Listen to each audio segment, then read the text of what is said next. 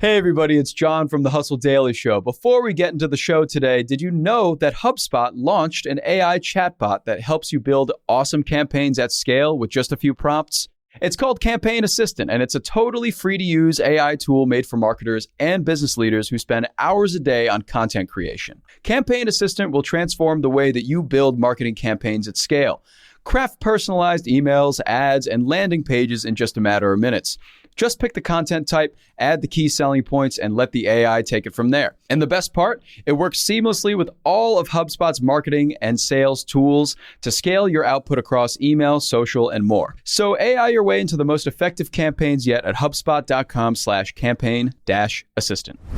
What's going on, everyone? It's Friday, October 14th. I'm Zachary Crockett here with Juliet, Bennett, Rylah, and this is the Hustle Daily Show.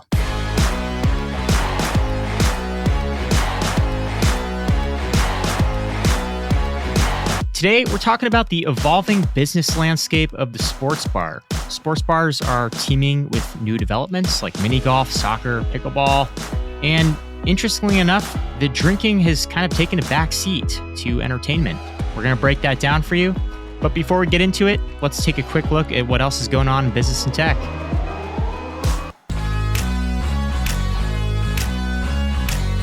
Let's start you off with the bad news here and get it over with. Core inflation, that's a measurement of the change in the price of goods and services, excluding food and energy. Last month, it saw its biggest jump since 1982. It's up 6.6% year over year, and overall consumer prices are up about 8.2% over the same time period. The healthcare startup Noom laid off about 10% of its staff, that's 500 workers, and they're citing restructuring for long-term growth. As of last year, the company was valued at $3.7 billion. Not enough to pay their employees, I guess. 2 more eBay employees were sentenced in a truly bizarre harassment scheme that unfolded back in 2019. Some execs basically didn't like an online newsletter that was critical of the company, so they sent all kinds of things to the author's house, including live spiders, a fetal pig, and a funeral wreath. They also put a GPS tracking device on the person's car and threatened them via Twitter DMs. Now they're all facing charges. Google is going to start testing its holographic video calling booths known as Project Starline. It's basically this very futuristic 3D video conferencing experience that makes it feel like you're in the same room with someone. Those tests will launch in the offices of Salesforce, WeWork, and T-Mobile. And lastly, Kroger and Albertsons are reportedly working on a deal that would combine the 2 largest grocery chains in the United States. Gotta love a heartwarming story about corporate consolidation. All right, so Juliet, we're seeing a little bit of a shakeup in the sports bar space here. When I think of sports bars, I think of kind of grimy bar with some TVs, maybe some peanuts on the floor. What are we seeing that's new in the space here? We are seeing bars where instead of going to watch the sport, you are doing the sport. So this is something that our colleague Rob wrote about this morning. He probably plays a lot more sports than I do, but there's some fun stuff in here. So Topgolf is kind of a big leader in this space. Basically, they're making golf fun. Now, I don't find golf to be fun because I am not good at it, but apparently this is like a new way to play. So you go to one of these places and you can order food and drinks and you've got like driving range games. It's not 18-hole golf, but it's like a fun spot where you're doing an activity and you're eating and you're drinking, you're hanging out with people. And there's a couple other examples of these. There's a place called Putt Shack that was launched by the Topgolf team. That is an indoor mini golf experience. And they just raised $150 million to expand to new markets. There's also one called Toca Social. They have indoor soccer with a bar and restaurant. Chicken and Pickle is apparently a pickleball place with locations across the Midwest that also has a bar and restaurant. So it kind of reminds me of like a bowling alley, but cooler. Yeah. And like, as Rob wrote in his story, you know, the concept of games in bars is not new. You know, since the dawn of time, we've had dartboards and pool tables and all kinds of things in bars. But what's interesting here is it seems like you said, the entertainment is kind of superseding the drinking in bars. Yeah. And this kind of ties into a larger trend that's maybe generational. Yeah, I think what we've seen across the millennial generation, which is both of our generation, is that we like to go out and do things. We like to have activities. That's why some folks call us the experience generation. And both millennials and Gen Z are drinking less than previous generations. So I think when you look at how do I attract a millennial to leave their house, it's got to be something that they can go out and do with their friends, something that's social. That's probably common across a lot of generations post-pandemic. And also, you can't just sit them in a stool and give them a bunch of drinks because they're more concerned with health and wellness, and they're just not drinking nearly as much. Yeah. Good luck getting me out of my house. Yeah. It's going to take more than virtual golf, This is a very compelling business model that Topgolf has. I was just taking a look at the numbers because Topgolf is actually owned by Callaway, which is one of the largest golfing brands in the United States. Their financial information is in public reports. And in 2021, in the fourth quarter, Callaway reported that Topgolf brought in over $1 billion in revenue. Wow. With $58 million in operating income. And in that report, they said, it typically costs between $10 and $40 million to build one of these places. And on average, they collect about $17 million in revenue annually. So this seems like a very good investment. And given the trends we just talked about, it's probably only poised to grow. Yeah, that's impressive. I used to live next to this Korean spa that had a driving range in it.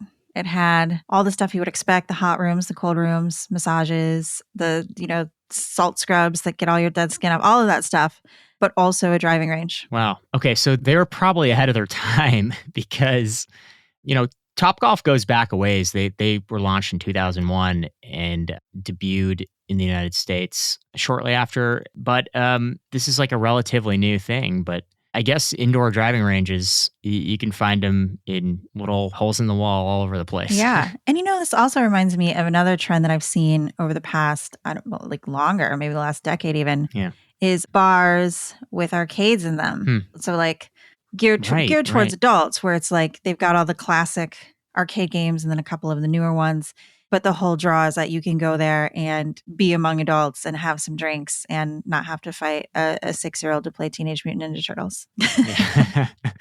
When I was in my 20s, you just go to bars and talk to people. Now it's like you need activities or things to do or kind of distractions or whatever.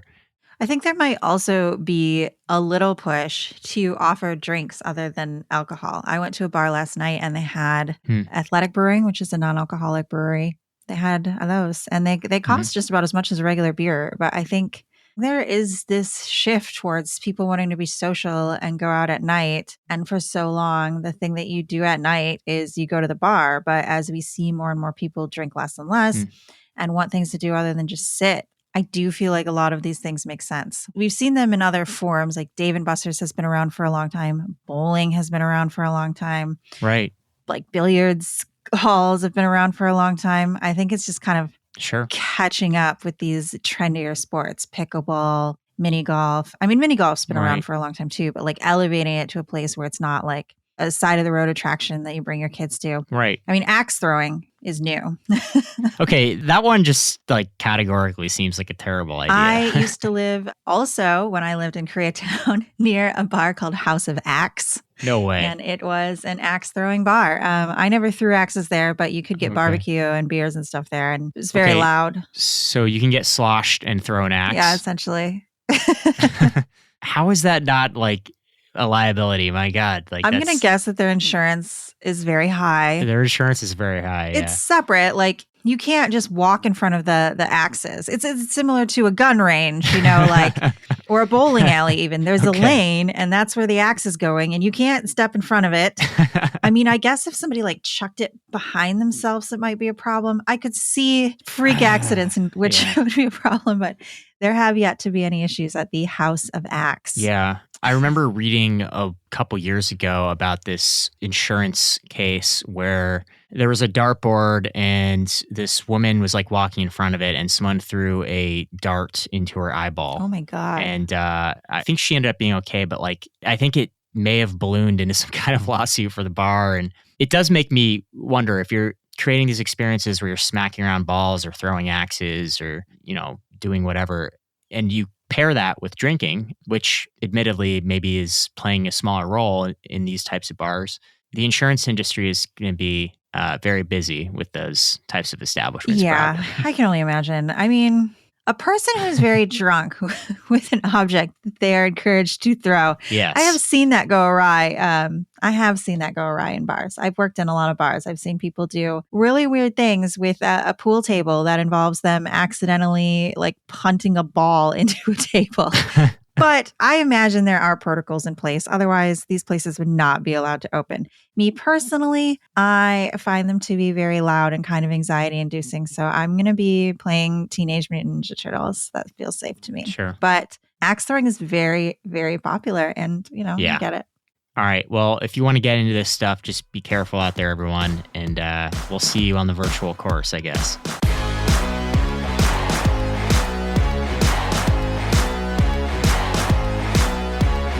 All right, that's going to do it for us today. Thanks for tuning into the Hustle Daily Show. We're a proud part of the HubSpot Podcast Network.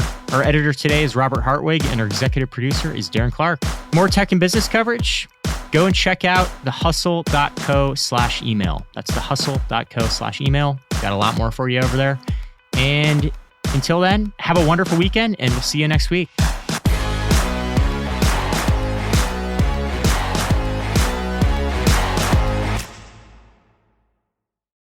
Hey guys, if you listen to the Hustle Daily Show on Google Podcasts, we want to let you know that the option will no longer be available pretty soon. Google is sunsetting its podcast app sometime in early 2024 in favor of YouTube Music, and we want to give you a heads up before it's too late, since that time's almost here. The Hustle Daily Show is available everywhere and anywhere that you listen to podcasts, like Apple Podcasts and Spotify. If you're using YouTube Music, we are there as well. If you're an Android fan, there are plenty of apps like Overcast, Pocket Casts, Player FM, and more. So just search for us wherever you decide to listen to your favorite podcasts.